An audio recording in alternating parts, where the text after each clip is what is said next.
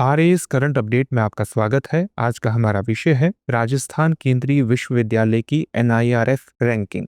आइए सबसे पहले देखते हैं कि इस पूरे टॉपिक पर किन बिंदुओं के अंतर्गत चर्चा होगी। सबसे पहले जानेंगे कि ये पूरा टॉपिक चर्चा में क्यों है, फिर जानेंगे राजस्थान यूनिवर्सिटी के बारे में, फिर बात होगी एनआईआरएफ रैंकिंग के बारे में और फिर देखेंगे अभ्यास प्रश्न को। हाल ही में राजस्थान केंद्रीय विश्वविद्यालय यानी सेंट्रल यूनिवर्सिटी ऑफ राजस्थान को राष्ट्रीय संस्थागत रैंकिंग फ्रेमवर्क यानी एनआईआरएफ 2025 की सूची में देश के शीर्ष 100 विश्वविद्यालयों में शामिल किया गया है। बता दें कि एनआईआरएफ रैंकिंग में राजस्थान केंद्रीय विश्वविद्यालय ने 89वां स्थान प्राप्त किया है। यह रैंकिंग केंद्रीय शिक्षा मंत्रालय द्वारा 4 सितंबर को घोषित की गई थी। आइए अब जानते हैं राजस्थान यूनिवर्सिटी के बारे में। इसकी स्थापना वर्ष 2009 में संसद के अधिनियम संख्या 25/2009 द्वारा की गई थी। यह विश्वविद्यालय भारत सरकार द्वारा पूर्ण रूप से वित्त पोषित है तथा सभी वर्गों को, विशेषकर आर्थिक रूप से कमजोर विद्यार्थियों को गुणवत्तापूर्ण शिक्षा प्रदान करता है। इस अवधि में सेंट्रल यूनिवर्सिटी ऑफ राजस्थान ने अत्याधुनिक तकनीक अपनाकर वैश्विक ज्ञान प्रसार की दिशा में कार्य किया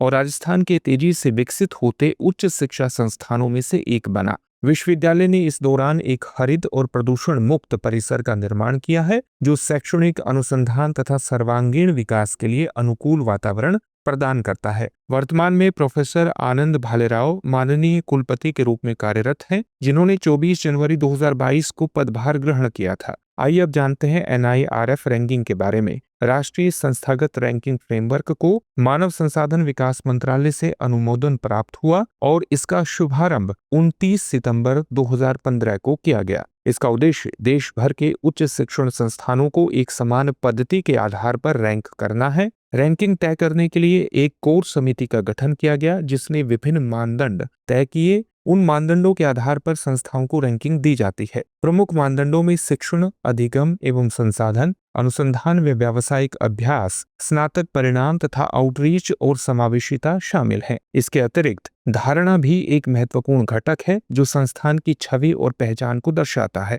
आइए अब देखते हैं आज के अभ्यास प्रश्न को। एनआईआरएफ रैंकिंग किसके द्वारा जारी की जाती है? आपके सामने ऑप्शंस हैं: विश्वविद्यालय अनुदान आयोग, शिक्षा मंत्रालय, एआईसीटीई, एनएएसी। इस प्रश्न का उत्तर आप हमें कमेंट बॉक्स में कमेंट करके जरूर दीजिए। धन्यवाद।